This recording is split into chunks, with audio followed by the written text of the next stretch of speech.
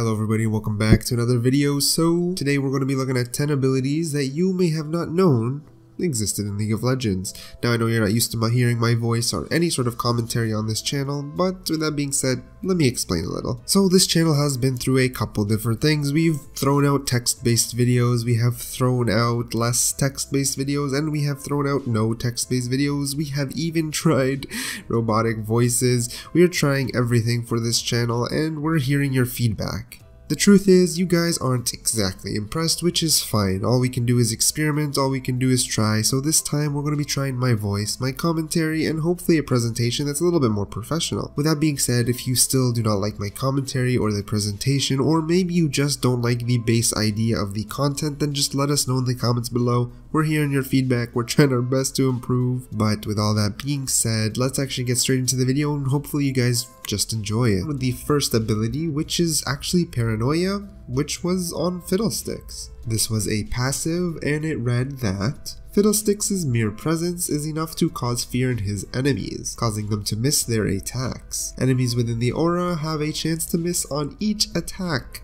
Works on enemy turrets and creep units. More specifically, there was a 5, 10, then 15% chance for Fiddlesticks to have their enemy just completely miss their attack. The 5, 10, 15% was obviously based on level, and I think the craziest part is how it would work on even enemy turrets and even creep units. Now I know creep units don't do a lot of damage, but you have to keep in mind, it just meant that the passive was always running and worked on any incoming damage at all. Now you can kind of guess this was just a little bit broken. I mean, the RNG was definitely an anti-fun mechanic and was probably very frustrating to play against. Anyways, with that being said, next up we have Jax with a passive called Weapon Mastery, and it read, Jax gains additional 15% attack damage from item. Now this was actually an originally changed passive. The first iteration of this passive would give Jax 10, 15, 20, and finally 25% of the bonus attack damage from items. So the main reason that they did this was because back in the day Jax worked around his dodge stat, and the whole build about him was building him up to dodge. Just dodge, dodge, dodge, dodge. But most dodge items back in the day didn't actually give any sort of flat AD or AD in general. This passive was given to him so he could potentially get more AD,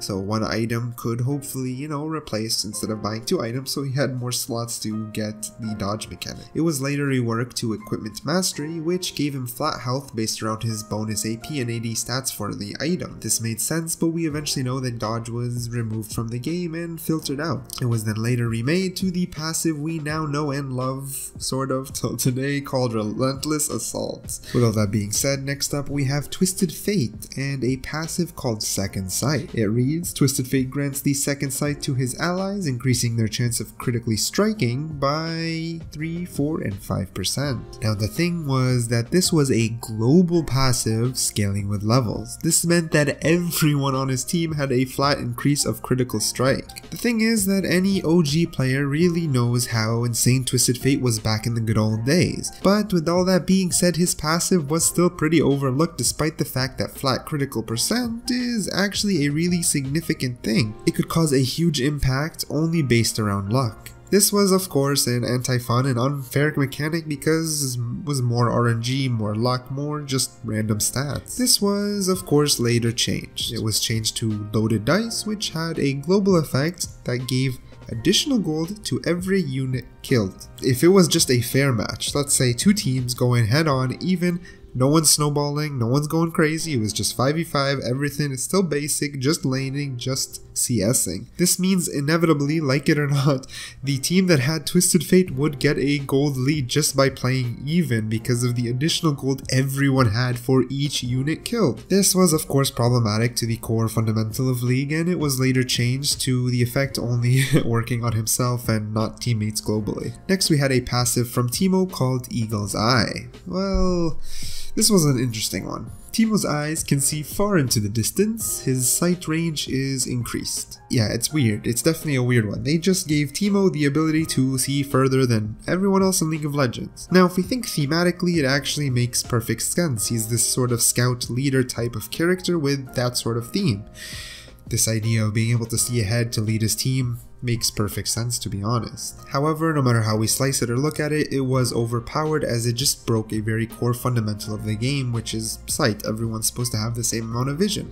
So here we're going to double dip a little because the next passive is also Teemo's, and it's actually a changed version of the one we just talked about. So after the anti-intuitive mechanic, they changed it to Trailblazer, and it read, Teemo leaves a trail as he moves, revealing the fog of war and increasing the movement speed of ally champions. Again, this was supposed to be for his theme, and I like it. I mean, if we're thinking thematically, scouting ahead and making sure it's safe for your team is perfect for his theme, but it was still very unintuitive.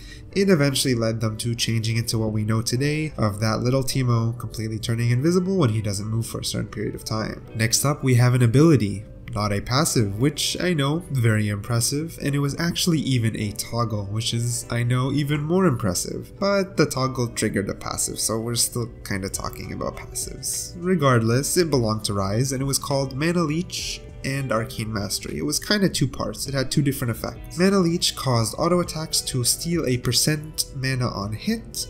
Arcane Mastery increased his mana pool and caused his auto attacks to be magic damage instead of physical. This meant that Rise's magic damage was very high, and the presence of his magic damage was insane. I mean, laning against him was very difficult as his mana pool would generally just stay filled and his auto attacks would scale off his ability powers. It was later replaced on patch 61 when he received a complete rework, the first of many to come as we all know. Next up we have my personal favorite because it was absolutely crazy OP and mind-blowing, but it is Entropy from none other than Veigar. So it reads, Veigar steals 20% of each nearby enemy champion's ability power.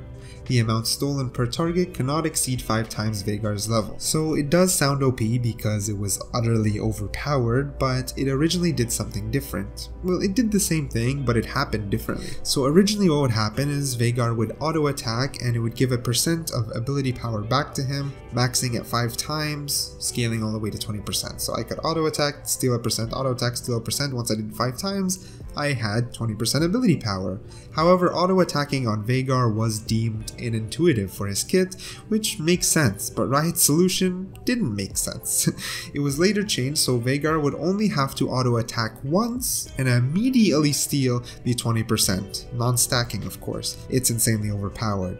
But still, the auto attacking was weird, and it was changed again by Riot, and hey, why does Veigar need to do any work at all? How about he just steals 20% of any nearby champion's ability power, period. This was a crazy passive without a doubt, and was so stupidly overpowered, it almost didn't make sense how it was ever in the game, period, no matter how early in the game. Next up we have Colossal Strength, which belongs to none other than Alistar. So the passive reads, Alistar deals 20, 40, 60% extra damage to towers. Alistar's massive size gives him additional hit points. Whoa. Now this sounds lame, because it is, but before this passive there was actually a different one. So originally before it was changed to this one, the passive actually gave him protection against turret damage scaling 10, 30, and 50%. This made him a tower diving tank, a monster, and it was super hard to deal with him. This is what made roaming Alistar so overpowered back in the day, and specific portions of the passive were actually later removed. They gave him the simple 20, 40, 60% damage, additional damage to towers like we just mentioned, but it was super lame for someone like Alistar who is a tank. Riot did eventually make the change to the current passive that he still has today. Next up, we probably have the most well-known passive on this list, called Desperate Power. It read, while Rise's health is low, his ability power is increased. Now how much may you ask? It was definitely a big number. Its scaling was great. 40, 80, and then maxing at 120 ability power. It would start when his HP pool hit below 40%, which is actually pretty powerful because 40% is only 10% lower than half, so it's not like he's almost dead. You see him chunk down low and then his ability power just comes up by 120. It's pretty strong, and I know it sounds weird on Rise, but at the time he scaled with AP, not his mana, so it made sense. It was, however, replaced when his original ultimate was moved to his E, and Mana Leech was completely removed as a mechanic within League of Legends. Rounding off our list, we have the only actual ability on this list. Hopefully you guys still enjoyed it nonetheless, but it is Seal fate, which was on none other than Twisted Fate. It read that Twisted Fate reveals the cursed fate of his enemy. That enemy takes periodic damage until the curse runs out or until he can kill an enemy unit. The other part reads, Twisted Fate draws a powerful card from his deck, dealing damage to an enemy target and silencing them for a short duration. All we know is that this was originally his Q, and his wildcards were actually on his W. After the first couple weeks of closed beta, his wildcards were however moved to his Q, his pick a card was added to his W, and it completely ended up removing this ability altogether. We don't know how good it was because we don't have much information to go off, but it does sound sort of fun, but it probably also just didn't fit his kit that great and didn't synergize well with what they were going for, so maybe that's why it was replaced with pick a card, which is a pretty iconic ability till today. However, that just about wraps up the video. Hopefully you guys enjoyed this video style a lot more than the other ones. I'm not making you read videos anymore, I'm talking to you, and if you still don't enjoy it, or maybe you don't enjoy the content we're posting, just let us know in the comments below. But other than that, thank you for watching, hit that like button if you like this video, subscribe for future content, and I'll see you guys later.